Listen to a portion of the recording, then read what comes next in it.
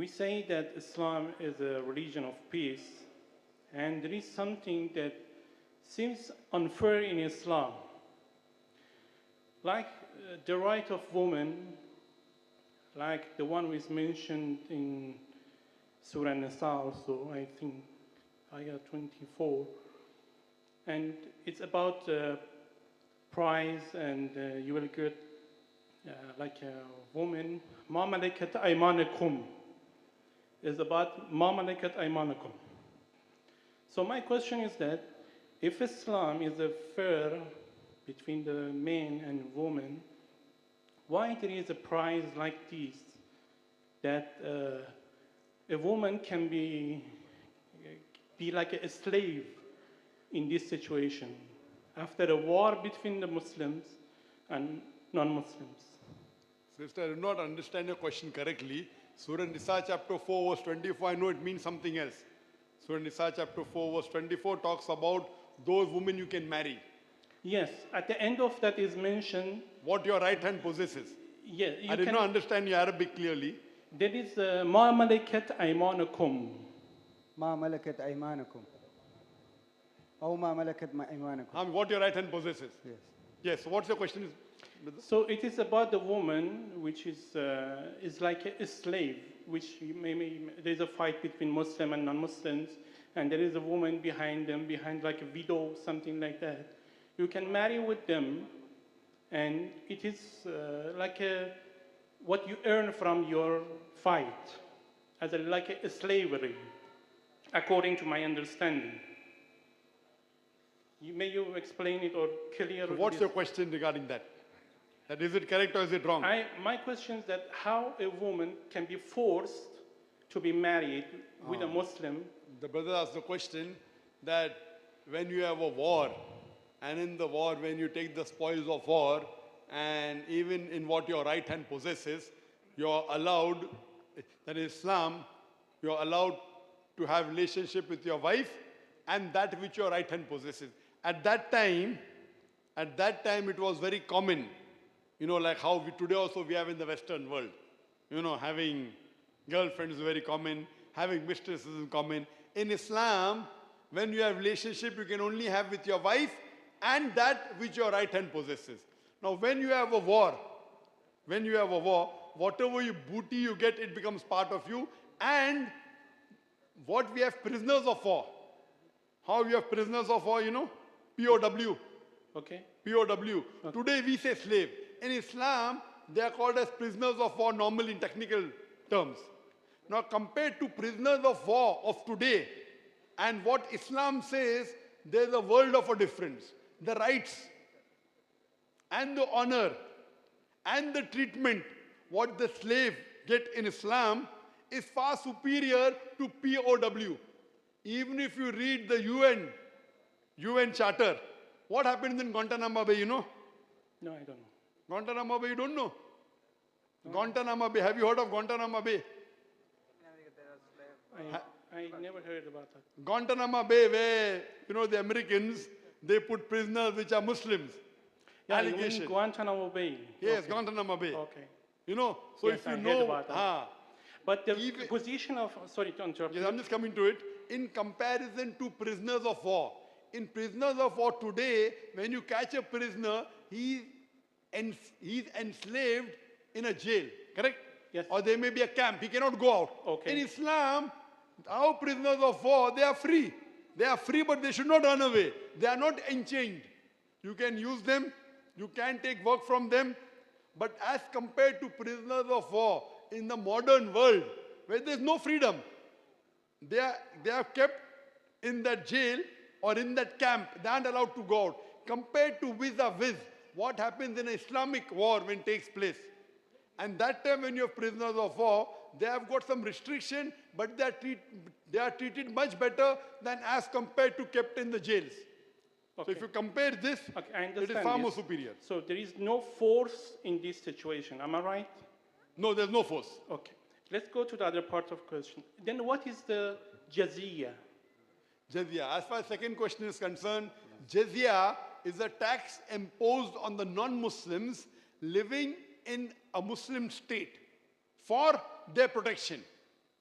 For example, one question between of wait, this. you pose the question, let me give the answer. Okay. I haven't completed the answer, you want to ask the next question. Let me complete the answer and Okay. then you can ask. Okay, I know the way you wish you are talking with the people in your YouTube. With I So if you know the why you're asking. just I remind you that I know that. So I'm just completing. So if you have asked the question, I have to complete the question. Okay, I no don't know which YouTube you saw of mine.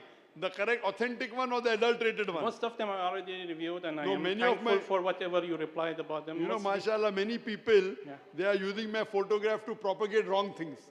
You know? No, I used your photo last and... No, not you. Other people I'm telling you. Okay, I just No, remind now- you that I said to my people that so you as- are going... So as long as jizya is concerned, it's a tax imposed on non-Muslims living in Islamic state for their protection. Today, in most of the countries, if there is a war, you have to go and fight. You have no option. In an Islamic state, in the Khilafat, every Muslim, if the Khalifa says he has to go and fight, he has no option. He cannot say I'm rich, he cannot say I'm a doctor, he has to go and fight. But for a non-Muslim, he need not go and fight, he's protected.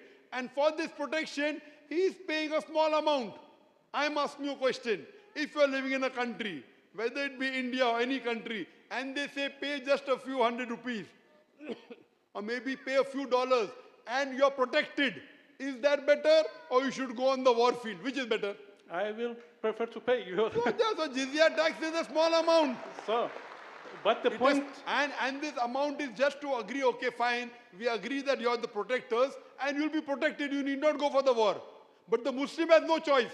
Muslim cannot say, I will pay jizya, I don't want to go for the war. He has to go. He has no option. If the Khalifa says he has to go, he has to go. For the non-Muslim, is protected, so he's more secured.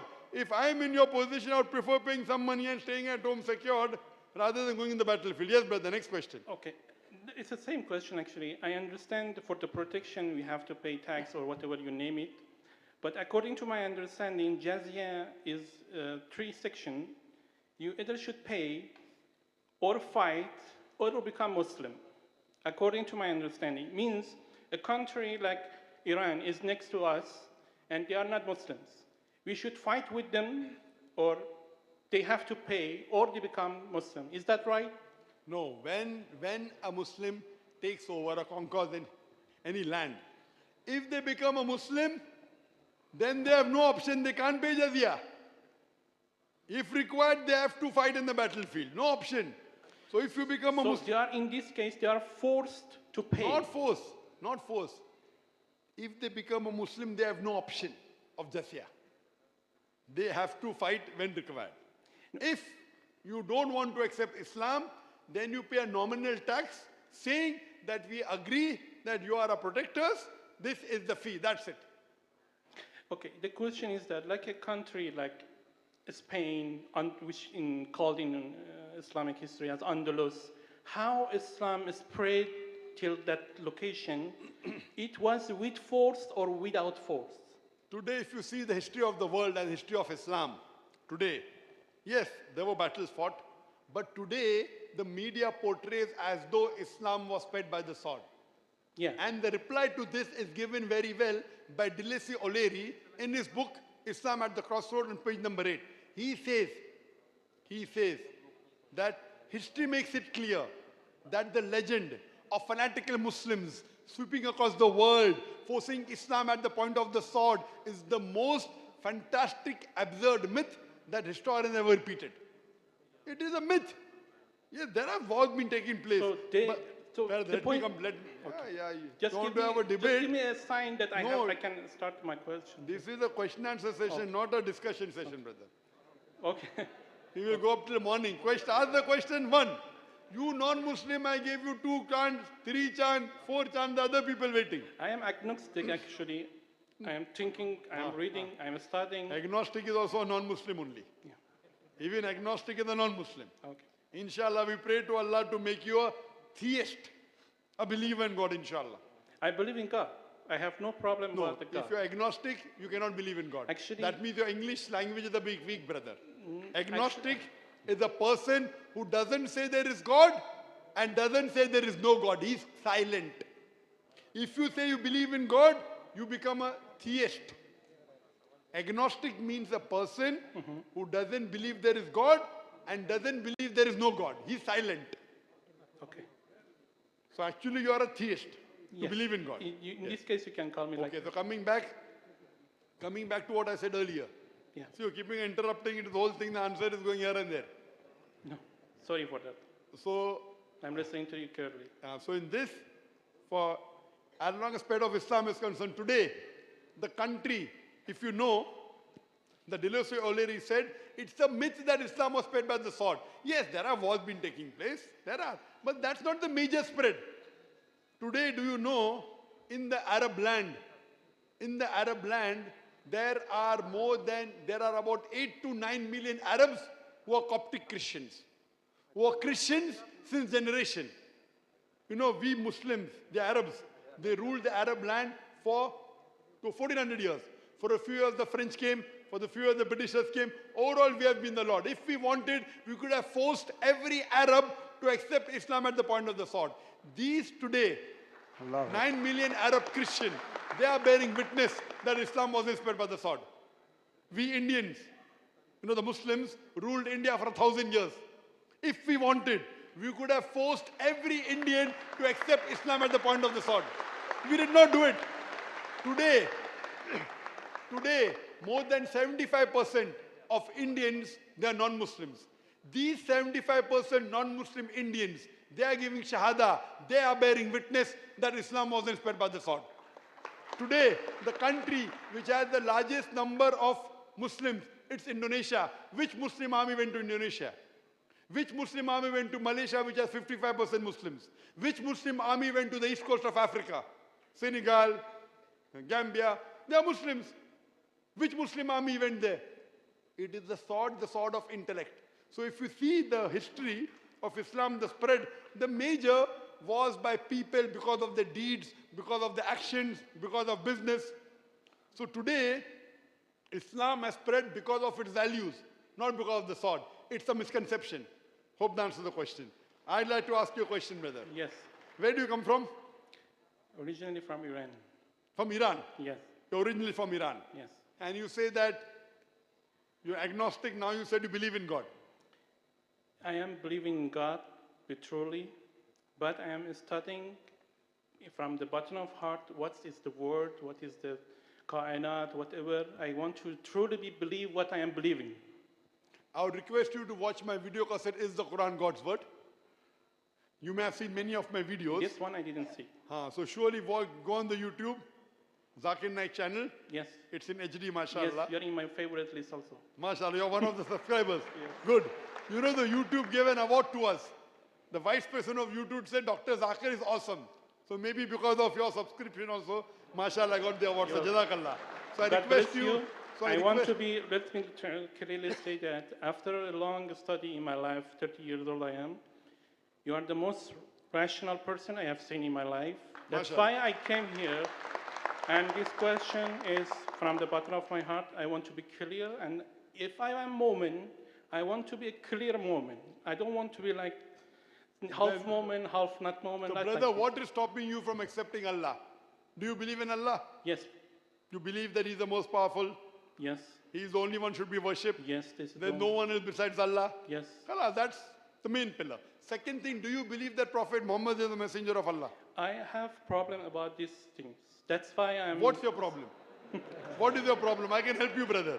Actually, the history which is behind Islam... Sorry? The history which is behind Islam, when we read it, we see something unfair between that. And not unjust. I mean, I cannot feel it is logical. That's why I am studying brother, when you study history is not the right thing to study. I say study Quran. Like the way which you said, I am referring to Quran about Jizya. In ayah about, I think, 29 Surah Tawbah mentioned, it is about Allah, it is about Ahl al-Kitab. It's not about non-Muslims. It's about Ahl al-Kitab that have to pay Jizya. Ahl al-Kitab is also non-Muslim, brother. Ahl al-Kitab are non-Muslims. They're Christians and Jews. They're non-Muslims. So they have to pay jizya. Okay. Same thing, protection with the small money. It is qatilul ladhina. Yani fight even killed that much going behind See, it. when you say about Surah Tawbah, this fighting is talking in the battlefield. Many of the people quote out of context. In the battlefield, you have to fight. You cannot sleep.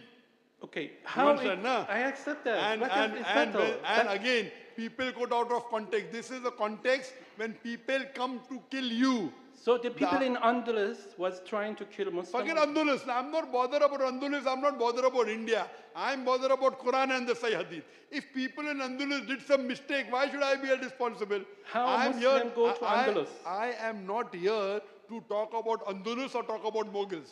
I'm here to talk about Quran, Allah and His Messenger Muhammad. Khalas. Okay. History, if there is a bad Muslim, just because the Muslim is a bad example, why are you blaming Islam for that? See, for example, Okay. you want to judge a car, a latest Mercedes car, S500 in the market. You want to judge how good the car is. If a person who does not know how to drives the car and bangs up the car, who will you blame, the car or the driver? Of course, driver. Driver. Yeah. So look at the car. Yeah. The car. Yeah, this is the car. I am referring to Quran for all of my study. But Spain, forget about Spain. You're talking Andalus. Okay. There is no Andalus in the Quran. Yes. Huh? Okay, I will read about it. I will think That's about the reason. Forget about history. It is good for knowledge. Okay. But number one is read the Quran and the Sahih Hadith and accept it, inshallah. I pray to Allah to give you hidayah, inshallah. Thank you so much. Thank Thank you you, for brother. time for me.